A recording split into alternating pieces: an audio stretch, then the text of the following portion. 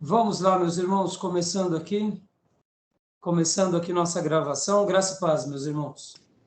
Amém. Graças a Deus. Começando hoje nosso quarto dia de aula de Missões 1 e 2.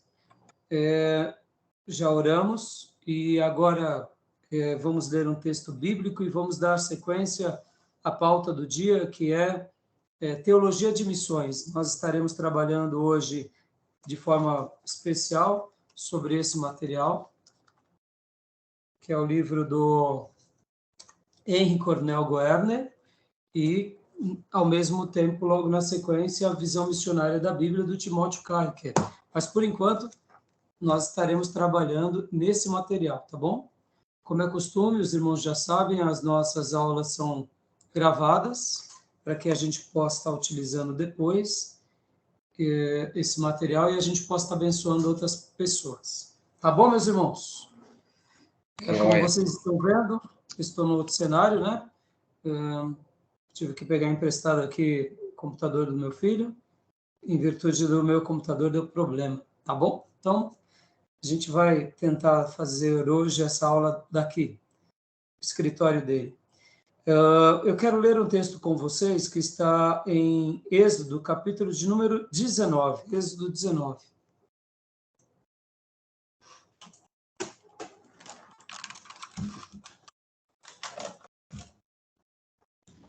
Êxodo 19, versículo de número 5 e 6. Tem sido o texto das minhas meditações, 19 e 20, capítulo 19 e 20, nesses últimos dias. Olha aí, que maravilha, pastor. 19, então, leia para nós, pastor, por favor, esse texto tão lindo. Amém. Desculpa, 19 versos 5, né, o senhor mencionou? 5 e 6. 5 e 6. Vamos lá. Agora, se me obedecerem fielmente, guardarem a minha aliança, vocês serão o meu tesouro pessoal entre todas as nações. Embora toda a terra seja minha, vocês serão para mim um reino de sacerdotes, uma nação santa. Essas são as palavras que você dirá aos israelitas. Aleluia. Esse texto é maravilhoso. Eu gosto muito de pensar sobre ele e de meditar sobre ele. Podem ver que aqui temos algumas palavras-chave. Agora, se me obedecerem fielmente, guardarem a minha aliança, naturalmente seremos para Deus um tesouro pessoal. Deus fará de nós um reino de sacerdotes. E ele dá uma ênfase também, embora toda a terra seja minha. Então, quando nós estamos aqui trabalhando sobre missões, e quando agora vamos entrar um pouco mais sobre esses eleitos de Deus, nós não podemos perder de vista que toda a terra é de Deus. Toda a terra é dele. Todos os reinos são deles, são dele. Embora tudo seja dele, Israel, quando começa com Abraão, é um reino de sacerdotes, uma nação santa. Então, esse texto é maravilhoso. Amém, meus irmãos? Glória a Deus, né? Glória a Deus. Então, hoje nós vamos dar continuação sobre o material que trabalhamos semana passada e eu queria apenas dar a ênfase e o destaque daquilo que eu mencionei na última aula, que era o seguinte: na antiga aliança, os olhos de Deus estavam para a nação de Israel. E os olhos de todas as nações tinham que ver o Deus de Israel, que era o Deus sobre todos os deuses, o Senhor dos exércitos, o Senhor da guerra. E Deus constrói um templo em Jerusalém, no Monte Sião. E o desejo de Deus é que os olhos de todas as nações estejam em Sião, na casa de Deus, aprendendo com os oráculos de Deus, com os propósitos de Deus. Dessa forma, fica muito fácil de entender a eleição de Abraão e a eleição do povo israelita. E como nós mencionamos na semana passada, então os olhos de todos olhavam de fora para dentro, ou seja, todas as nações olhando aonde? Para Israel, em especial para Jerusalém, para Sião, e em especial para o templo, porque ali no Santo dos Santos o Senhor habitava e falava com todos. Então era aquela função centrípeta, de fora para dentro, ou seja, era um olhar diferenciado. E já na nova aliança, na plenitude dos tempos, quando o próprio Deus ele encarna e se torna o grande templo, a grande presença de Deus na pessoa de Jesus, e essa presença de Deus depois é derramada sobre a sua igreja. E podem ver que no Novo Testamento, o Israel de Deus do Novo Testamento é a igreja. Essa ideia é muito interessante. A igreja é o novo Israel de Deus. E a igreja se tornando o novo Israel de Deus, agora a visão muda. Ela é centrífuga, é de dentro para fora. Os olhares agora está, já que Deus se manifestou em carne, já que Jesus destruiu aquele templo e reconstruiu ao terceiro dia, já que ele praticou a obra da expiação, já que ele consumou todas as coisas, morreu, ressuscitou, e agora foi assunto aos céus, elevado aos céus, e depois o Espírito Santo foi derramado sobre a igreja. Agora, quem é o Israel de Deus no Novo Testamento? É a igreja. E podem ver que é na igreja que judeus, gentios, bárbaros, citas se tornam um só povo. Podem ver que a igreja é o corpo de Jesus na terra. Então, até mesmo para a gente desmistificar essa ideia de que um judeu ele é especial, na realidade, na perspectiva do Novo Testamento, especial é quem foi enxertado na videira verdadeira, seja ele gentil ou judeu. E agora, essa igreja, que é o novo Israel de Deus, tem a função de dentro, levar o evangelho para todas as nações, mostrando que o Senhor dos Exércitos, aquele que separou Abraão, aquele que um dia fez de Canaã a morada do povo de Deus, daquele que um dia deu o templo, deu o Santo dos Santos, deu as leis e principalmente manifestou o Salvador de toda a terra, agora chegou a plenitude dos tempos e ele é o grande Salvador das nossas vidas. E essa mensagem, essa boa mensagem, essa nova mensagem, essas boas novas tem que ser compartilhada com o mundo todo. E aí entra o projeto da igreja. E é por isso que a igreja ela é uma igreja evangelística, uma igreja que cumpre a sua grande comissão e principalmente o ID. Então, trabalhando nessa premissa que tanto o autor Henry Cornell Guerna quanto o Timóteo Carrick vai trabalhar. E então a gente vai agora mergulhar um pouco mais no livro Assim Está Escrito, porque como nós já falamos nas aulas anteriores, eu vou compartilhar agora com vocês, a gente vai correr. Hoje é a nossa quarta aula e teremos mais a quinta aula para a gente também trabalhar nesse livro e no outro. E eu pretendo já na sexta aula, se possível, estar concluindo esse material e já entrando no outro material, que é o livro Fator Melquisedeque, para a gente, então, estar fechando essa parte de missões 1. Como eu disse para vocês, meus irmãos, é muito pouco tempo para muito assunto relevante, tá bom? Mas eu espero que vocês tenham gostado do material, tenham gostado do livro, espero que vocês estejam se deliciando. Já começaram a ler o livro? Estão gostando do material? Eu já comecei a ler, né? Inclusive, estou fazendo alguns rabiscos aqui. Eu já iniciei a leitura, inclusive já... Não está ouvindo? Pastor, o senhor me ouve? Fala agora, Dil. Oi, o senhor está me ouvindo agora? Está ouvindo, pastor? Pode falar, Dil. Está me ouvindo? Está desbloqueado meu microfone. Não estou ouvindo. Tá não? Tira o fone e conecta de novo, Dil. Na verdade, eu ouço ele, pastor. Não sei se...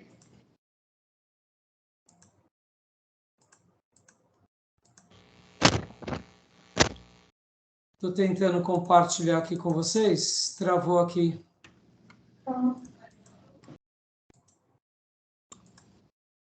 Tá me ouvindo agora, pastor? José, eu te ouço aqui. Não sei se tá lá com o computador do pastor.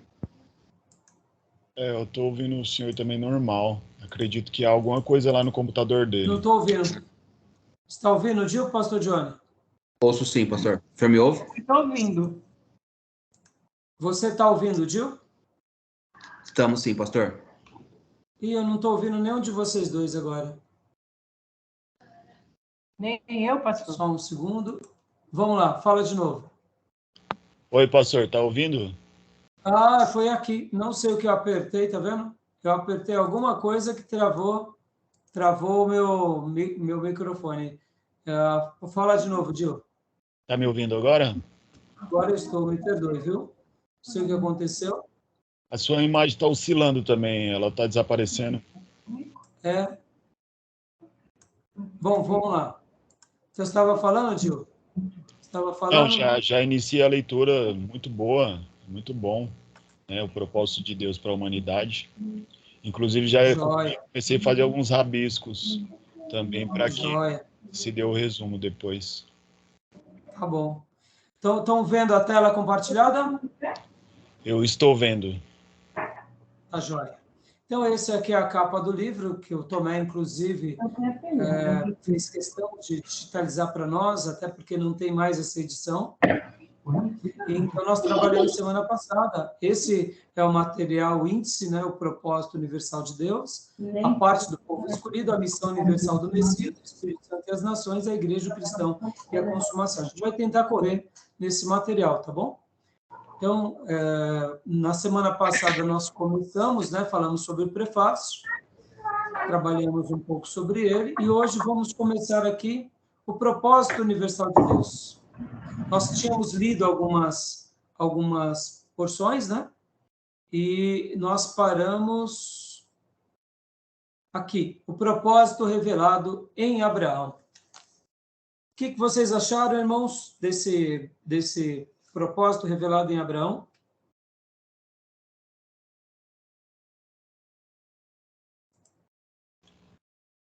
Bom, eu gostei muito, assim, particularmente, gostei muito da leitura. Eu parei no propósito cantado pelos salmistas. Mas, que bom, já prosseguiu bem, né? Eu dei uma boa lida, mas eu preciso reler novamente para que fixe melhor, né? E o resumo fique bom. Joia. Então, vamos comentar um pouco sobre o propósito, né? O propósito aqui na vida de Abraão, né? Pastor, o propósito revelado em Abraão. O senhor está publicando alguma coisa aí, porque eu não tô vendo. Não estou. Agora eu vou publicar novamente. Né? Vou publicar novamente. Vamos lá. Tá bom.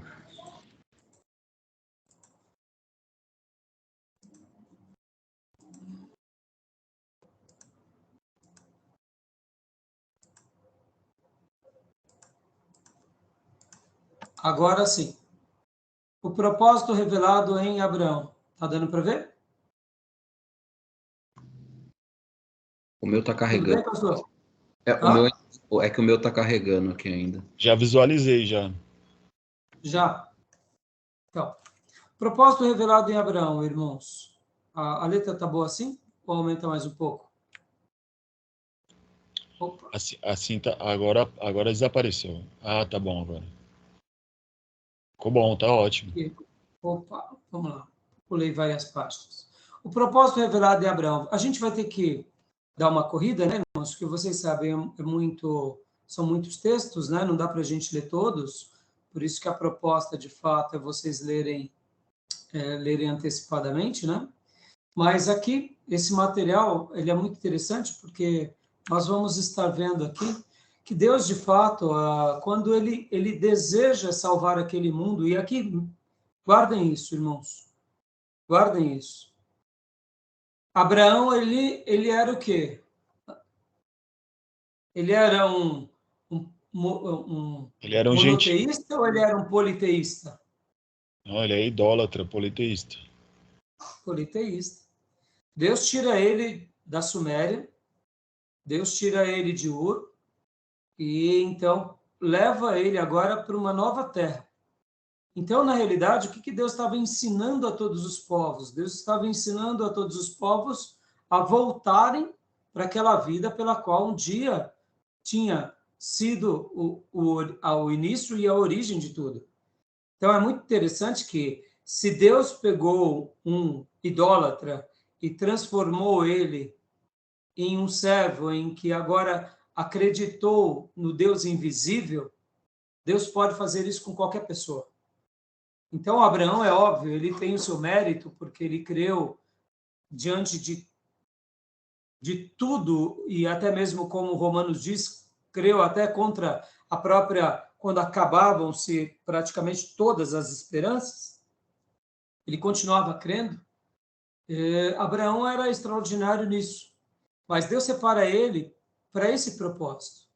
A gente encontra que, na vida de Abraão, Deus está ali trazendo de volta os seus filhos como um dia tinha sido desde o início de todas as coisas. Então, na realidade, Abraão é essa pessoa que vai redefinir novamente aquilo que um dia Deus tinha de fato sonhado, que era todos os povos cultuar apenas a ele. Então, é muito interessante que a história da humanidade passa por esses ciclos, né? Uns ciclos onde, de fato, os seres humanos eles se perdem na idolatria, se perdem no pecado, vem o dilúvio, com Noé, Deus restaura, vamos dizer assim, o monoteísmo também, mas depois vem de novo uma nova história.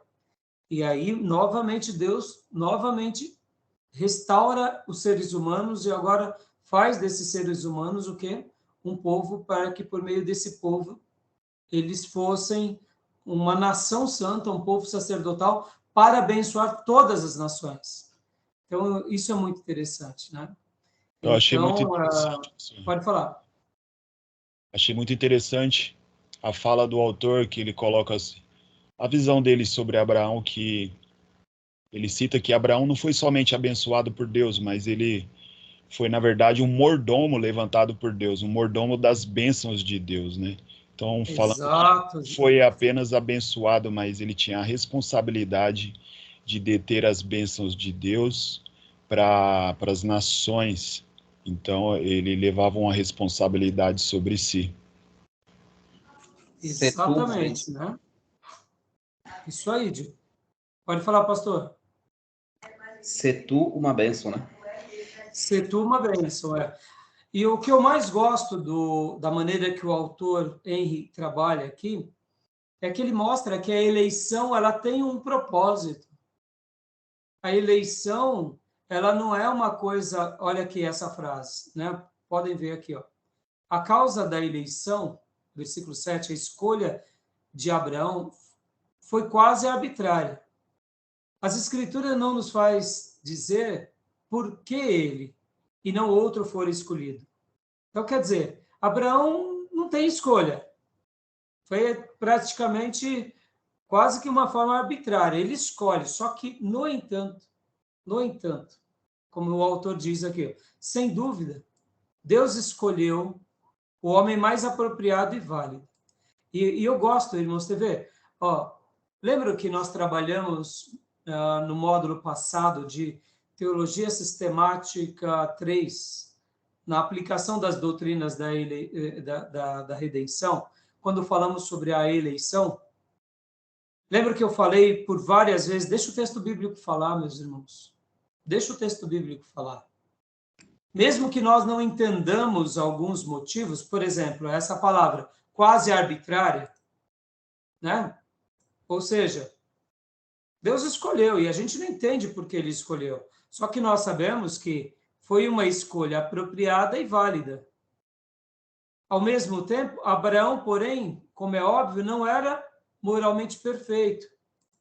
Então, o texto bíblico vai mostrar que ele tinha falhas, que ele enganou o Faraó, que ele não era uma pessoa assim. No entanto, mesmo que ele tivesse clareza de Deus, e mesmo que ele não tivesse uma clareza plena, ele estava, como diz o autor aqui, ó, ele estava disposto a seguir a direção divina e a ser ensinado.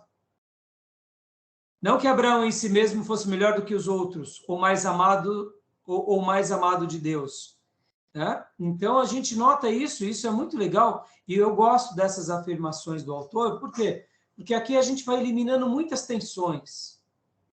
E como você mencionou, Dio, ele se torna um mordomo, ou seja, na eleição de Abraão, entendemos o fato, porque ele acaba sendo um instrumento, como diz o autor, para um propósito. Então, se Deus escolhe alguém para alguma coisa, a sua escolha, mesmo que num primeiro momento pareça ser algo quase que arbitrário, ou seja, quase que uma imposição, no contexto geral, essa pessoa ela não é mais eleita ou mais privilegiada simplesmente porque foi eleita, mas agora ela tem o quê? Um dever, eu diria até maior do que os demais. Porque já que ele foi eleito por Deus, logo ele terá também uma grande responsabilidade diante de Deus e diante de todos. Então, essa ideia ela é muito legal. Olha, essa frase aqui, olha que legal. A origem da eleição ainda prevalece. Os eleitos não são necessariamente melhores nem mais amados do que os outros. São eleitos para servirem de instrumentos nas mãos de Deus. Isso daqui é fantástico. Perceba, ele não nega uma doutrina, esse autor. Para nós que saímos de Teologia Sistemática 3, trabalhamos muito nas aplicações das doutrinas da redenção, nós entendemos plenamente que, mesmo que a gente não compreenda uma doutrina totalmente, ou não aceite ela com a maior facilidade do mundo, quando a gente começa a aceitar que quando Deus fala algo, ele tem propósito em falar, em dizer, em se expressar, então, diante de tudo isso, quando a gente vê que realmente Deus escolhe alguém, é porque essa pessoa ela tem uma instrumentalidade. Ela é um instrumento na Terra. Assim como Abraão foi um instrumento. Se a pessoa ela é eleita, ela não é eleita como se fosse merecedora de um medalhão, como de um... vamos pegar aqui, né? Sabe aquelas roupas dos generais, as suas patentes que ele alcança? Podem ver que no mundo do exército, das forças armadas, uma pessoa recebe as suas patentes depois de uma grande conquista. Então, na realidade, quando nós vemos aquelas patentes, aquilo representa algo. Não é porque ele é filho do outro general, ou porque ele é parente do fulano, ou é a pessoa mais rica do planeta. Não é nada disso. O fato dele ter uma patente, o fato dele ter uma medalha, ou várias medalhas, é porque ele foi condecorado com aquilo pelas conquistas dele. No nosso caso, com relação à eleição de Deus e com relação aos presentes de Deus, é um pouco diferente, porque não foi mérito nosso. Mas já que Deus escolheu, agora nós somos instrumentos de Deus. Ou seja, o mérito é de Deus, a graça é de Deus. A instrumentalidade será, vamos dizer assim, também Deus usando o seu servo. Por isso que a eleição em Abraão, quando nós entendemos isso, ela se torna mais agradável, porque a gente entende que Abraão tinha uma missão para cumprir. E ele cumpriu muito bem essa missão. E nós podemos já antecipar o quê? Que a igreja tem essa missão. Quando nós fomos eleitos na fé em Cristo, nós temos uma missão a cumprir. Nós temos agora uma instrumentalidade a ser realizada, ou seja, Deus quer nos usar na terra. É claro que nem todos vão dar ouvido, por isso que quando nós pregamos o evangelho, uns crerão e outros desprezarão, e é por isso que a palavra de Deus diz que a minha palavra não volta para mim vazia. Quando a palavra de Deus diz isso lá em Isaías, nós sabemos que é uma palavra que tem a ver com você será instrumento de Deus para alcançar alguns, e você será instrumento de Deus para verem outros serem condenados. E é horrível isso, mas isso é a mais pura verdade, né? Então, como eu posso dizer? É interessante isso, né, irmãos? Tudo bem até aí, meus irmãos? Tudo sim. Tranquilo? Graça e paz, Maísa. Meus irmãos, eu não sei por que razão, quando eu compartilho aqui a minha tela, a minha imagem some, tá? Então, talvez seja o...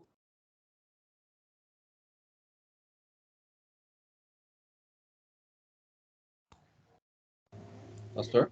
Tá travando também, né? Opa, deu uma travada, né, meus irmãos? Deu uma travada. A imagem que tá no centro tá lenta também, pastor. Eu só tô vendo o senhor bem pelas laterais, ó, pela imagem pequenininha assim, ó, porque a do centro tá tudo travado. Mas tá todo mundo travado. Tudo bem? Então, podemos continuar? Beleza? Alguém quer comentar alguma coisa sobre o que a gente acabou de ver, meus irmãos?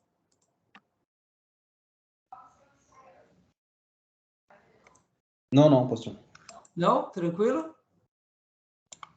Tranquilo. Então, vamos lá. Vamos continuar nossa tela aqui.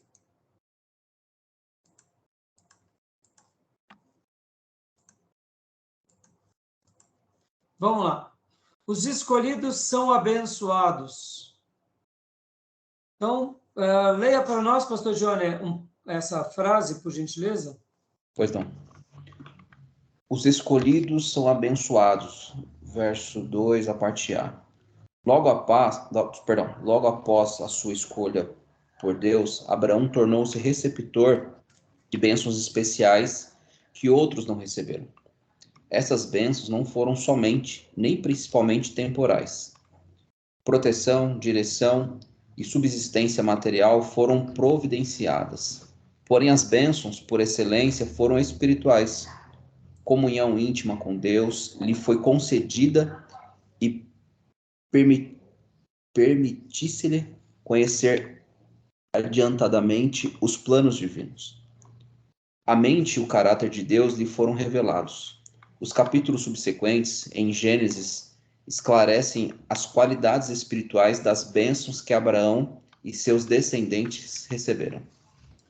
Isso é maravilhoso, hein, meus irmãos? Pode ver, meus irmãos, olha só, essas ideias aqui, elas continuam se cumprindo entre nós. Podem ver que todos os eleitos são abençoados, mas eles não são abençoados simplesmente para desfrutarem dessas bênçãos na sua vida. Quantas são as vezes as pessoas que são abençoadas por Deus e acabam se perdendo nas bênçãos? Porque a pessoa acaba trazendo aquela bênção que era para ele compartilhar, agora fica com ele próprio. E podem ver que a maior bênção de Abraão foi a comunhão íntima com Deus. E também conhecer um pouco sobre essa questão das bênçãos espirituais, né? E aqui, esse terceiro parágrafo aqui é muito legal. Leia para nós, pastor John. Amém. 3. Os abençoados são comissionados. Quase no mesmo fôlego com que deu a promessa de bênção e favores especiais, Deus impôs a Abraão um mandato pesado. E tu serás uma bênção. Isto... Opa, pode falar. Joia. Até aí tá bom, pastor, por favor. Ok. Então, olha que legal, meus irmãos. Olha como é legal essa situação e como é interessante esse ponto, né? O autor, ele coloca aqui, dando uma ideia de que seria até mesmo a palavra que ele cita, né? Um mandato pesado, é quase que um imperativo, você vai ter que ser uma bênção. Mas a gente sabe que, de fato, que nesse imperativo de ser uma bênção, não é pesado, porque, de fato, você só está passando aquilo que você é. Então, Mas, de uma forma interessante, né? Como o próprio autor diz, esses abençoados são comissionados. Por que é importante, ao estudar missões na Bíblia e compreender esses detalhes, é importante a gente resgatar esses princípios? É bem simples, irmãos, porque no momento em que a gente resgata esses princípios, o que a gente está fazendo?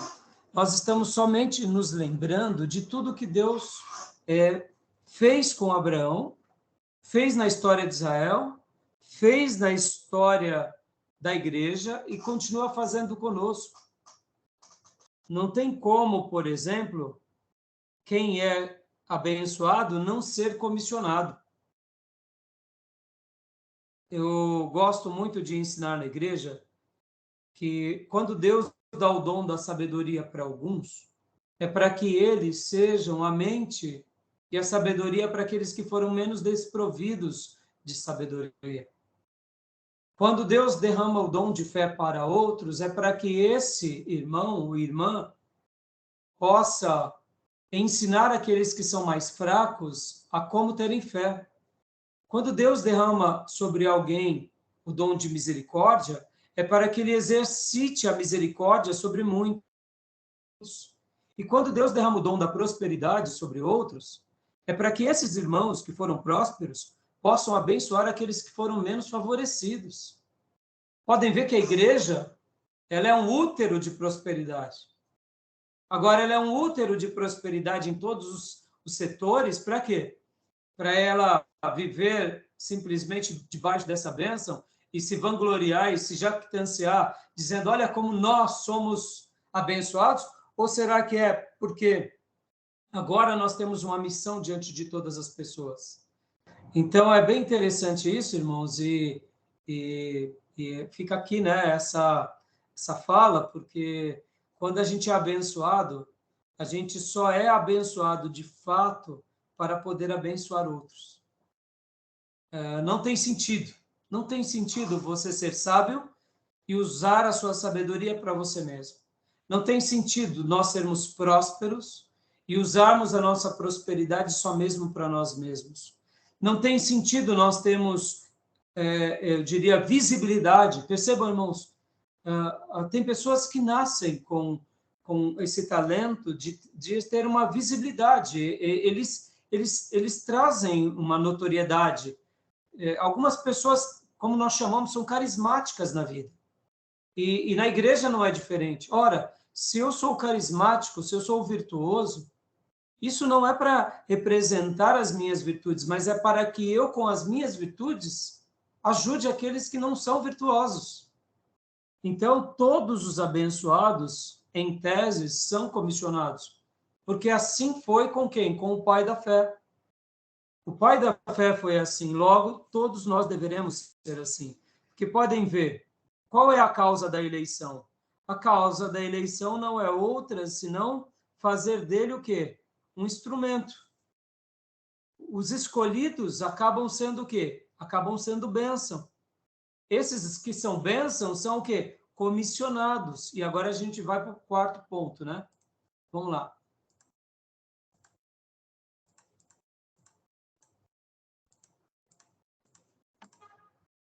O quarto ponto.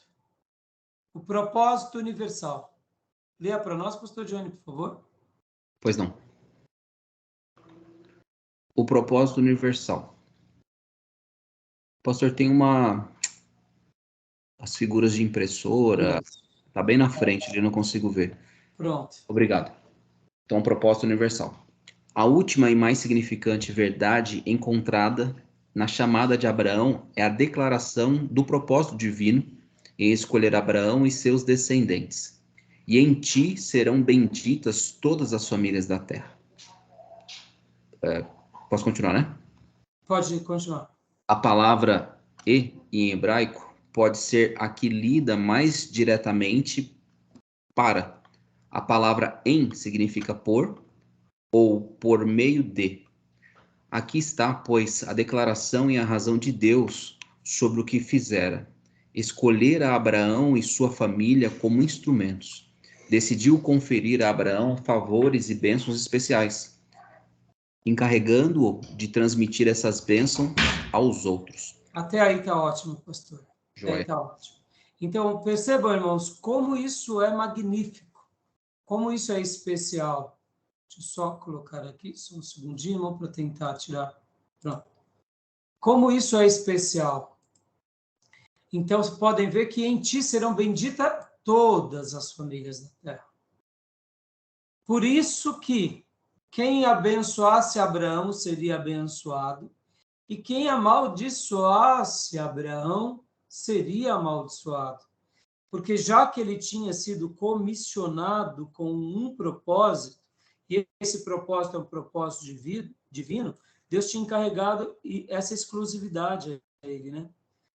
Então, por que é tão importante tratar de missões e pensar sobre isso, irmãos? Porque começou com Abraão esse projeto. E podem ver que agora, olha só, 2, o propósito é repetida diversas vezes. Então, nós vamos ver que agora, tudo isso que Deus fez com Abraão, Deus também estará fazendo com quem? Com seu filho Isaque. A gente vai ver que ele vai fazer isso com Isaque. E vamos notar também que ele vai fazer isso com Jacó. E por essa razão, Deus vai estar afirmando os seus descendentes, dando a eles o quê? Essa missão. Ou seja, é passado de pai para filho e de filho para o outro filho, até chegar em Jacó. Então, é muito interessante que mesmo Jacó, e aqui o autor gasta um tempo bem considerável, falando que Jacó, ele não conhecia de fato a Deus, e ele passa a conhecer apenas em Betel. Então, Jacó lá no Betel, ele começa a ter uma experiência com Deus quando ele foge do seu irmão Esaú. Mas depois, quando ele regressa, ele entende a sua missão. Ele entende o seu propósito. Então, pode ver que aqui, eu gostei bastante das palavras do autor, porque quando ele fala sobre Jacó, olha só o que ele diz. Pode-se notar que isso foi uma revelação inesperada nas palavras de Jacó. Na verdade, o Senhor está neste lugar e eu não sabia. Dando uma ideia de que Jacó estava tendo uma experiência e agora, pela primeira vez, ele começa a ter um contato com Jeová, que é o Deus dos seus antepassados. E depois, quando ele tem o regresso no Vale do Jaboque, ele compreende a missão dele, que é o quê? Ser representante de Deus para todas as nações da terra. Agora, o que me destaca e o que me fascina, irmãos, nessa literatura é o seguinte, é que pensemos um pouco, um povo pequeno, praticamente seminômades, serem os representantes de Deus em toda a terra. Isso é fantástico, não? Eles não eram os mais ricos, os mais poderosos, os mais hábeis, os mais inteligentes, pelo contrário. Mas eles tinham a missão mais nobre sobre todas as missões. E eles tinham tudo para dar errado. E eles só tinham uma coisa para dar certo, que era Deus. E é por essa razão que eles deram certo. Não porque eles eram virtuosos em si mesmos, mas porque eles acreditaram em Deus. Então, é bem interessante que Deus vai mostrar que a eleição que ele faz é uma eleição com instrumentalidade. É uma eleição para ser bênção. E ele comissiona esses que são bênção para abençoarem muitos outros. Tá bom? Beleza, meus irmãos? Até aí? Nas bem-aventuranças, né, pregadas por Jesus, uma das primeiras coisas que ele menciona é bem-aventurados pobres em espírito. Eu acho que tem muito a ver com o que o senhor mencionou, né? Porque, assim, tinham tudo para dar errado, como o senhor mencionou, e eu acho isso maravilhoso. O que talvez os diferencie é justamente crer em Deus. Ou seja, a capacidade eu não tenho, mas a única coisa que me torna possível aqui, né, é crendo nesse Deus Todo-Poderoso. Sim, sim. E isso é fantástico, né, pastor? Porque quando pensamos agora ao mesmo tempo, é que a gente vai chegar lá na igreja, mas eu já quero pontuar. Quando nós olhamos para nós como igreja, tem hora que nós temos duas visões bem distorcidas. Uma de exclusivismo, somos o filho de Deus, somos os melhores de todos, o resto do mundo é criatura porque Deus existe para mim. Então, esse olhar exclusivista, eu diria que é um olhar vesgo, muito, eu diria, muito carregado de soberba. Por quê? Porque tudo isso é verdade, mas nós não somos melhores do que ninguém. A eleição dele foi especial. Compreender essa eleição sobre nós é maravilhoso, mas nós não somos melhores do que éramos, do que ninguém, e basta a gente olhar o que éramos para a gente ver que cai por terra toda a soberba, porque se não fosse a misericórdia de Deus, não estaríamos aqui como igreja. Se não fosse a misericórdia de Deus, não pregaríamos o evangelho. Se não fosse a misericórdia de Deus, não seríamos libertos dos pecados. Então, começa por aí. E também tem hora que a gente tem essa visão, eu diria, repleta de vanglória, de exclusivismo, e tem hora que a gente olha o outro lado, como igreja também, e a gente olha assim e nós nos consideramos muito pequenos, muito fracos, muito limitados, de uma comunidade de fé muitas vezes muito sem expressão, muito pequeninos na terra. Ou seja, a gente ou se considera muito superior ou muito inferior, que também é outra inverdade. Porque a gente não é pior do que ninguém. A menor igreja desse planeta, ou a igreja mais simples e mais precária, ou o ser humano mais limitado, ele é um ser humano, amado por Deus da mesma forma que uma pessoa que nasceu numa cultura, eu diria, melhor, numa educação básica, e etc. E tal. Então, assim, são verdades que nós nos perdemos nessa vida, mas diante de Deus não poderíamos nos perder. Mas por que eu estou falando tudo isso? Como igreja de Jesus, é importante a gente não ter essa vanglória e nem esse demérito. É importante ter um equilíbrio. E o que somos, de fato? Somos corpo de Cristo na Terra. Temos uma importância imensa. Por nós, não. Por aquele que nos redimiu. Pela missão que temos a cumprir nessa terra. Logo, as portas do inferno não prevalecem contra a igreja de Deus, pela qual pertencemos. Não porque somos melhores, mas porque o Espírito de Deus está sobre nós. Sendo assim, tendo esse equilíbrio do que somos, sem praticar a vanglória e também sem praticar o demérito, tendo essa clareza de que foi a graça de Deus que nos transformou e que é o poder de Deus que agora está em nós e que nós somos apenas um instrumento e que temos um dever a cumprir. E quando cumprimos, não nos vangloriamos. E quando erramos, também nós não nos sentimos menores do que ninguém, pedimos perdão. Mas quando a gente sabe do nosso papel e cumpre o nosso dever, isso é muito lindo também. Por quê? Porque assim como Abraão tinha tudo para dar errado, nós temos tudo para dar errado, mas Deus, em outras palavras, é como se ele estivesse dizendo para nós o tempo todo, vai dar certo, eu estou com vocês. E é por isso que a gente está aqui, depois de 2000 anos, e um dia o evangelho foi pregado para nós e o milagre aconteceu na nossa vida. E esse milagre vai continuar acontecendo na vida de muitos. Por quê? Porque é o poder de Deus por meio do evangelho. É o poder do Espírito Santo usando a palavra dele nos corações daqueles que derem espaço. E, ao mesmo tempo, as portas do inferno se fecharão, retrocederão, e a igreja avançará, porque a igreja é o corpo de Jesus na terra. Ou seja, olha o dever que nós temos, olha a missão que nós temos, e olha as bênçãos que estão sobre nós. Mas preservar dentro dessa perspectiva de equilíbrio é muito importante. Porque aí a gente nem vai para um lado e nem para o outro, mas a gente se mantém cumprindo a missão, como foi Abraão e os demais patriarcas. Né? Tá bom, meus irmãos?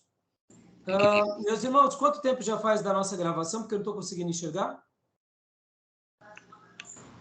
44. Joia.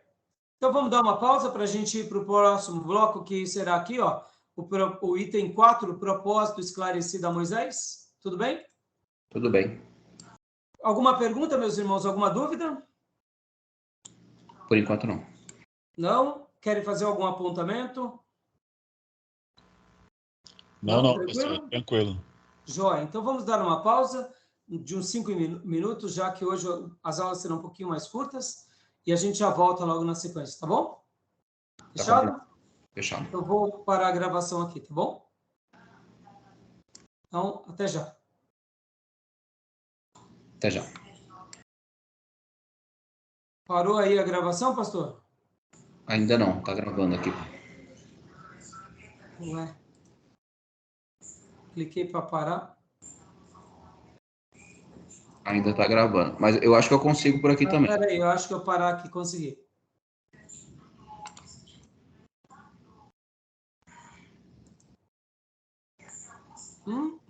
Ainda tá gravando. Tá gravando, não estou conseguindo. Pastor, me ajuda aí. Show.